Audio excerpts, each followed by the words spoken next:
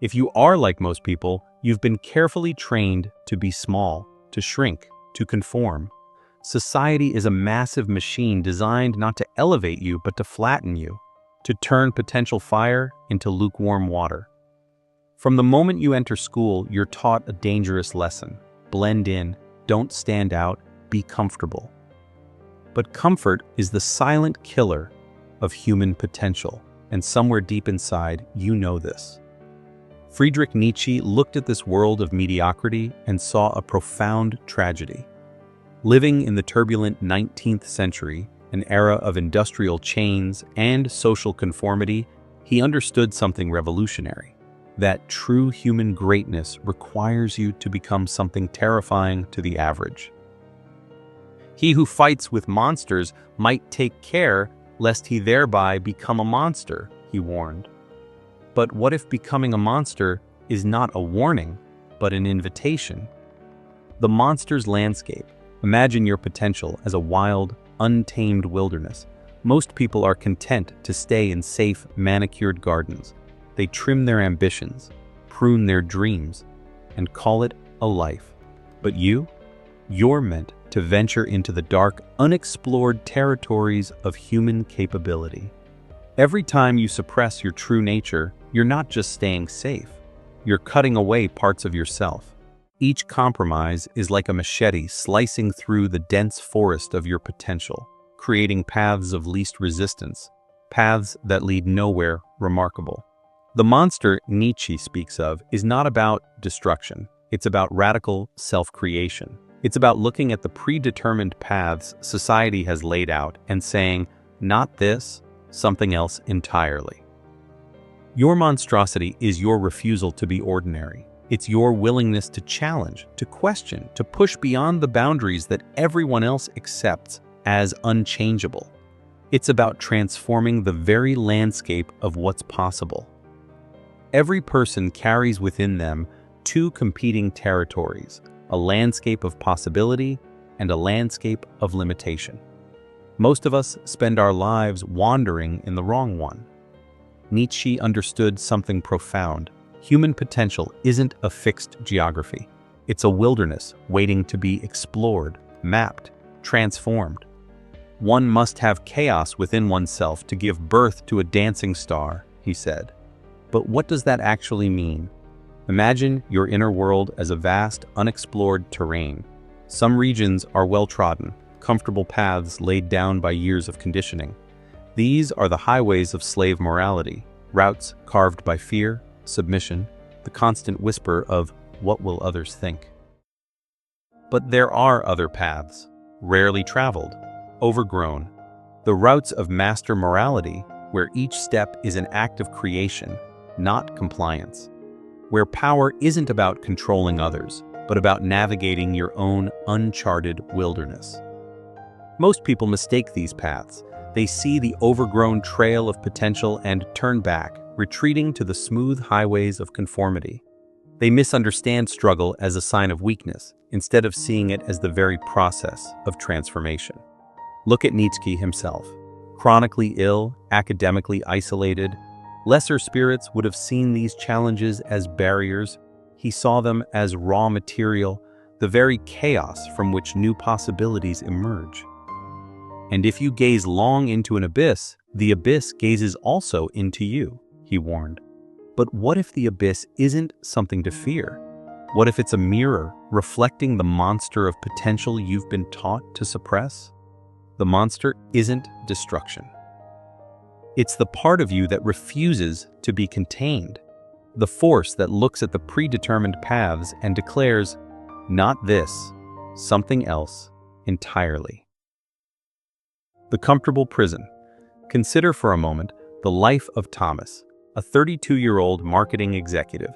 Each day, he wakes at 6:30 a.m., commutes to work by 8, spends 9 hours in his cubicle, returns home, watches 3 hours of Netflix, and sleeps.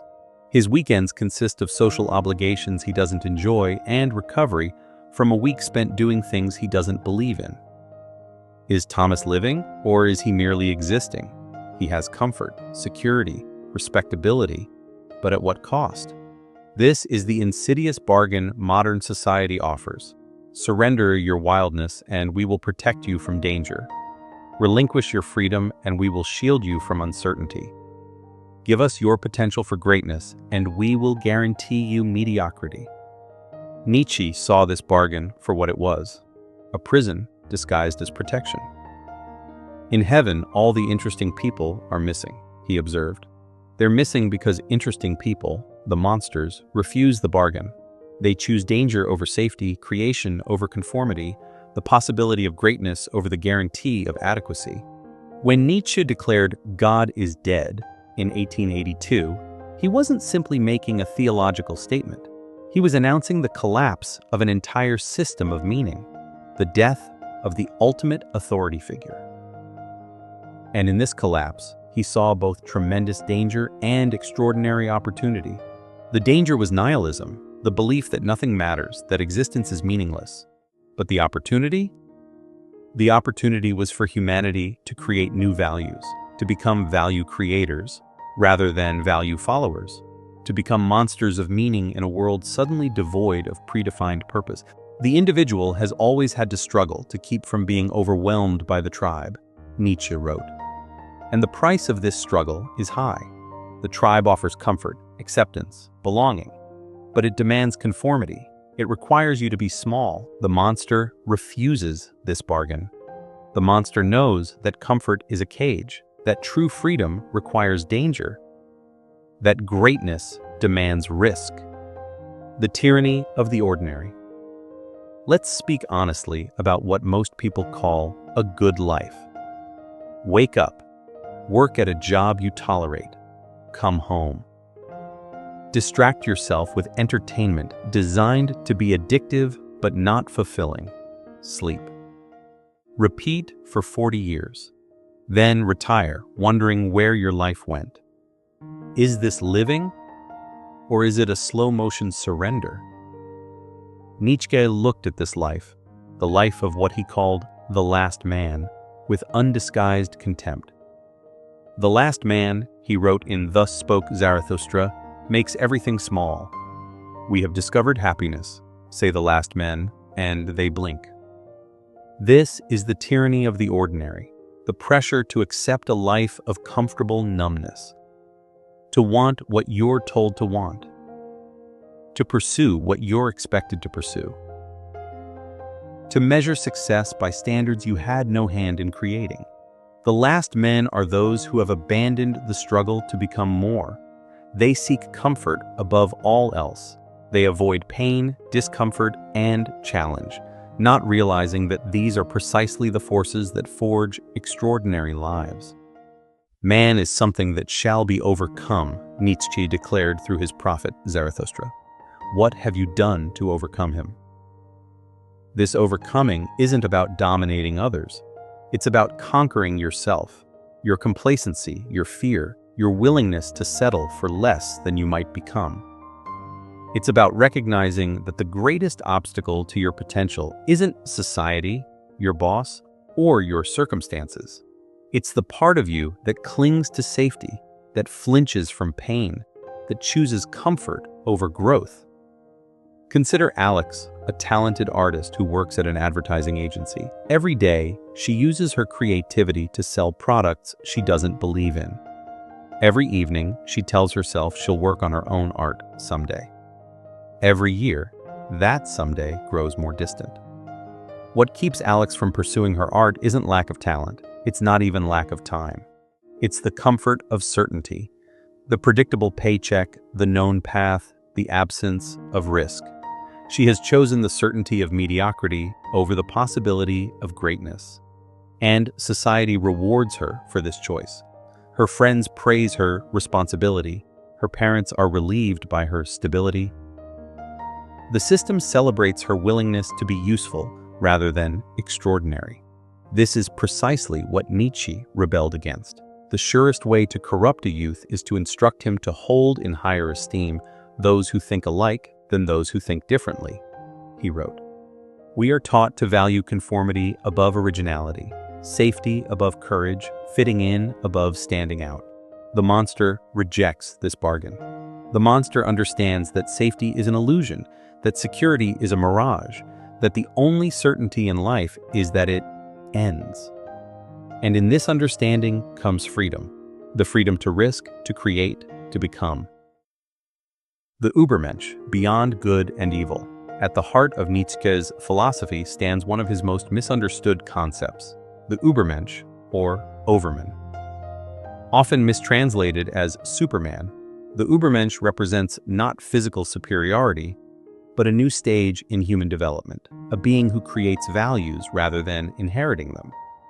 Man is a rope stretched between the animal and the Übermensch, a rope over an abyss, Nietzsche wrote. We are transitional beings, caught between our evolutionary past and our potential future. Most people cling desperately to the middle of this rope, terrified of both regression and advancement. The Übermensch is the one who dares to cross. This crossing requires going beyond good and evil, not in the sense of becoming immoral, but in the sense of questioning the very foundations of conventional morality. Nietzsche believed that traditional morality, particularly Judeo-Christian ethics, was born of weakness and resentment, what he called slave morality. Slave morality, in Nietzsche's view, emerges from powerlessness.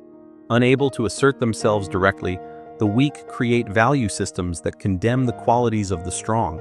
Aggression becomes evil, power becomes corruption, self-assertion becomes pride. In place of these, slave morality elevates meekness, humility, and self-sacrifice, qualities that protect the weak from the strong. Master morality, by contrast, emerges from strength and abundance. It values courage, nobility, honesty, and excellence. It doesn't need to condemn others to affirm itself. It creates value through assertion rather than negation. The Übermensch transcends this dichotomy. Neither slave nor master, the Übermensch creates values that affirm life in all its complexity. Values that say yes to existence rather than attempting to escape it. Consider the difference between someone who exercises because they hate their body and someone who exercises because they love what their body can become. The first acts from negation, the second from affirmation. The first remains trapped in slave morality, the second approaches the perspective of the Übermensch. I am a law only for my kind.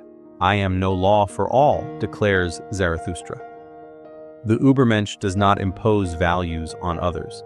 Each must create their own. This is the profound responsibility that comes with freedom.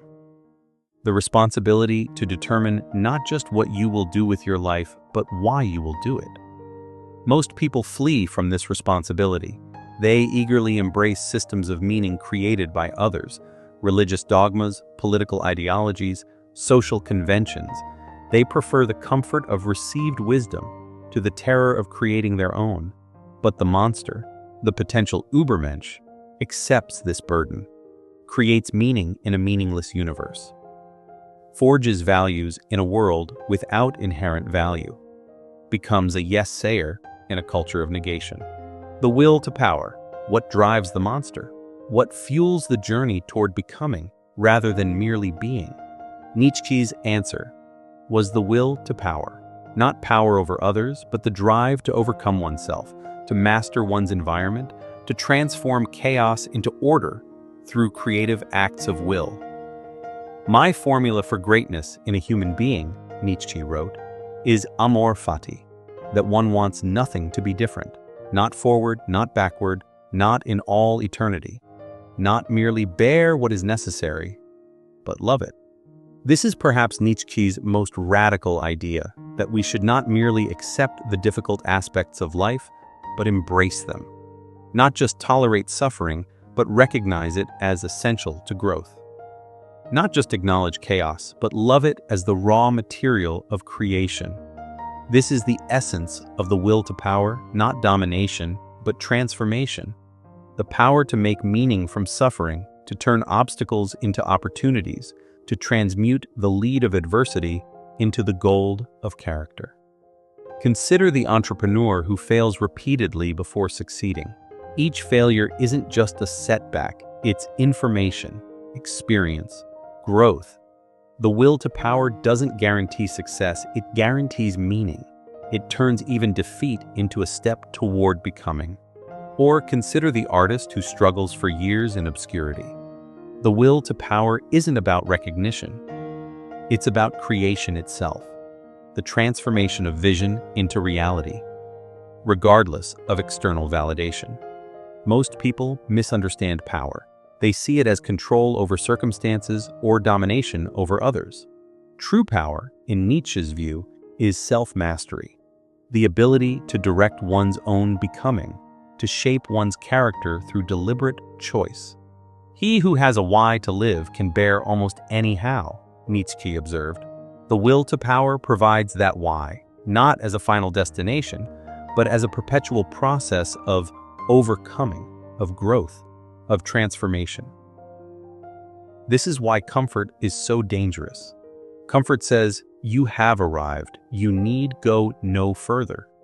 The will to power says, you are becoming, there is no arrival. The monster understands this. The monster embraces discomfort not for its own sake, but as the necessary condition of growth. The monster recognizes that muscles grow through resistance, character through challenge, wisdom through suffering. What does not kill me makes me stronger, Nietzsche famously wrote. This isn't mere bravado. It's a recognition that our capacity for life, for feeling, thinking, creating, becoming, expands through struggle rather than ease. The eternal recurrence. Now we come to perhaps Nietzsche's most challenging thought experiment, the eternal recurrence. Imagine, he suggests, that a demon appeared to you in your loneliest hour and told you that you would have to live your life exactly as you have lived it, in every detail, not once, but infinitely many times. Would this be heaven or hell? Would you fall to your knees in despair? Or would you embrace the demon as a god? This thought experiment isn't about literal reincarnation. It's about affirmation. Could you affirm your life so completely that you would choose to live it again and again, unchanged, for eternity? Most people couldn't. They live lives of if only and someday, lives they themselves would not choose to repeat. They tolerate their existence rather than embracing it. They endure rather than create. The monster, the potential Übermensch, lives differently. Not perfectly, not without pain, not without mistakes, but with such authenticity, such intensity, such creative force, that they could say to the demon, yes, again and again. This is what Nietzsche meant by amor fati, the love of fate, not passive acceptance, but active embrace, not resignation to what is, but passionate affirmation of what is and what could be. Think of the difference between someone who goes to work because they must and someone who goes because they've chosen their path with full awareness. Same action, entirely different relationship to that action. The first endures, the second creates. The first exists, the second lives. The eternal recurrence challenges us to live in such a way that we would choose our lives again, not despite their difficulties, but because of the meaning we've created from those difficulties. Not because our lives are perfect, but because they are authentically ours. Live as though the day were here, Nietzsche advised, not someday. Not when conditions are perfect, not when you feel ready. Now, this moment, this life, with all its imperfections, all its challenges, all its pain. Live as though you would choose this exact life again and again for eternity. The monster accepts this challenge. The monster creates a life worth eternal recurrence, not through avoidance of suffering, but through transformation of suffering into meaning. The cost of monstrosity. Let's be clear, becoming a monster, in Nietzsche's sense, is not easy. It demands courage, resilience, honesty with oneself. Above all, it requires a willingness to stand apart, to be misunderstood, to be condemned by those who cling to conventional values. The individual has always had to struggle to keep from being overwhelmed by the tribe, Nietzsche observed. To be your own man is a hard business. If you try it, you'll be lonely often and sometimes frightened. But no price is too high to pay for the privilege of owning yourself. Consider the social consequences of authenticity. When you begin to live according to your own values rather than adopted ones, you become strange to others, incomprehensible, threatening even. Your very existence challenges their compromises, questions their conformity, disrupts their comfortable delusions. They will try to bring you back into the fold. With kindness first, concern for your well-being, gentle reminders of how things are supposed to be. Then with anger, with ridicule, with exclusion. The herd instinct runs deep, and nothing disturbs the herd more than a member who begins to chart its own course. Nietzsche himself understood this cost. Academically ostracized, chronically ill, ultimately claimed by mental collapse, he lived on the margins of the society he critiqued. Yet, from those margins, he produced insights that would transform Western philosophy.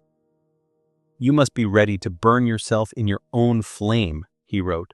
"How could you rise anew if you have not first become ashes?" This is perhaps the highest price of monstrosity, the willingness to destroy your former self to create your future self, to burn away comfortable illusions, pleasant self-deceptions, safe compromises, to reduce yourself to essentials and begin again. Most people will never pay this price. They'll live what Thoreau called lives of quiet desperation, safe, predictable, and secretly empty. They'll wonder why satisfaction eludes them despite following all the rules, checking all the boxes, fulfilling all the expectations. The monster knows why. The monster understands that authentic living cannot be reduced to formulas, cannot be contained within conventional boundaries, cannot be measured by standard metrics of success. The secret of reaping the greatest fruitfulness and the greatest enjoyment from life is to live dangerously, Nietzsche declared. Not foolishly, not destructively, but dangerously, with full awareness of risk, with willingness to fail, with openness to transformation. Becoming the monster. So how does one become a monster? Not through destruction, but through creation. Not through dominance over others, but through mastery of oneself.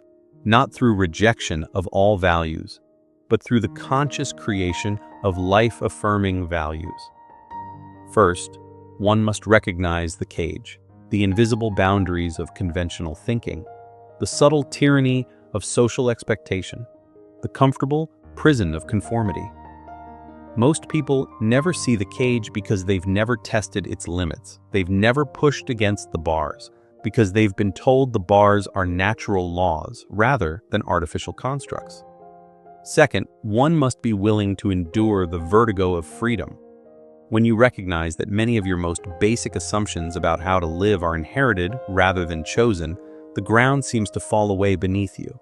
Without external validation, without predetermined paths, you must create your own meaning, your own direction, your own measures of success.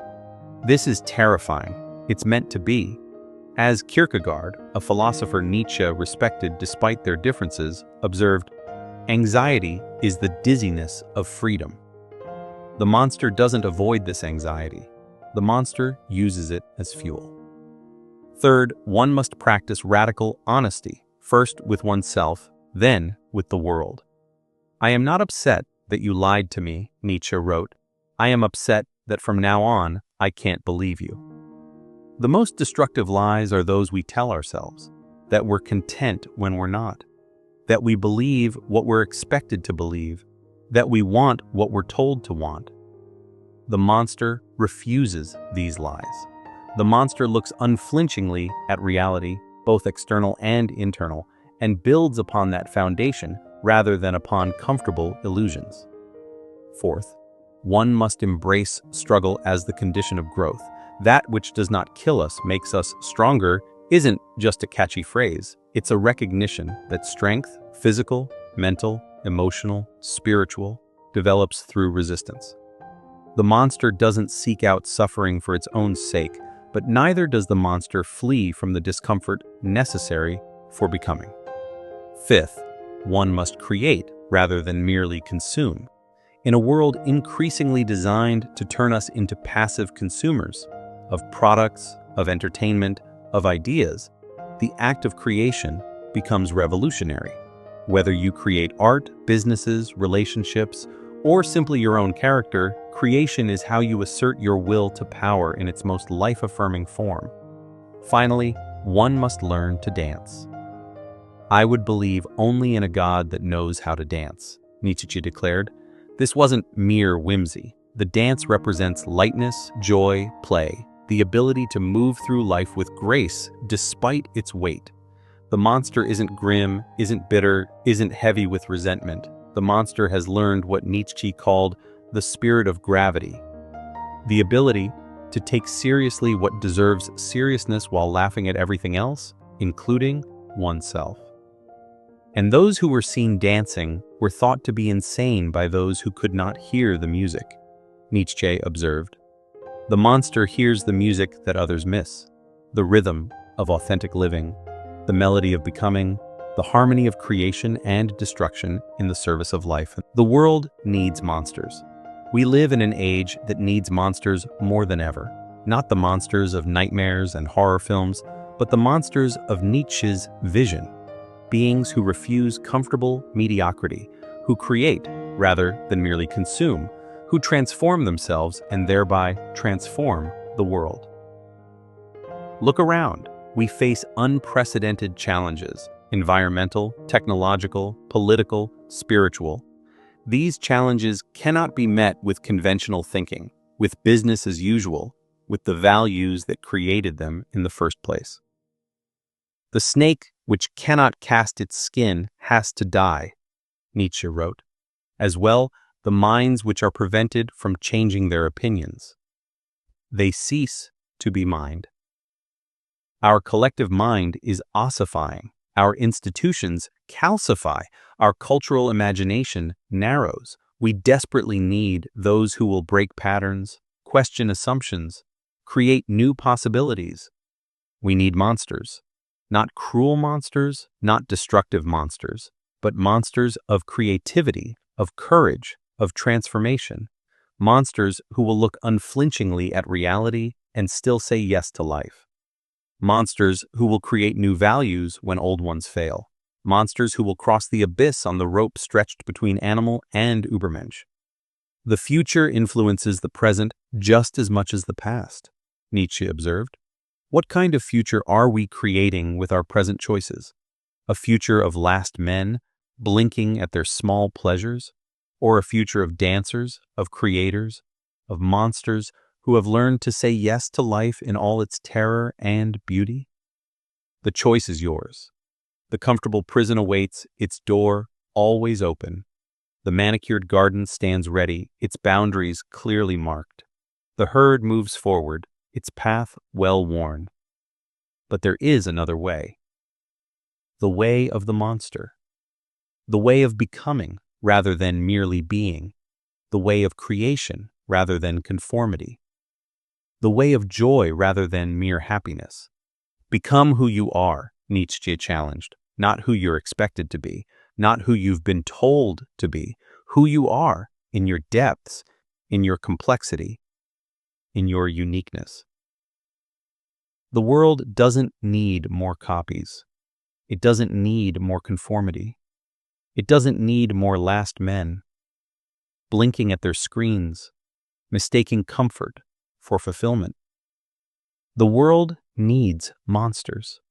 It needs you, the real you, the full you, the you that you've been afraid to become. So answer Nietzsche's challenge.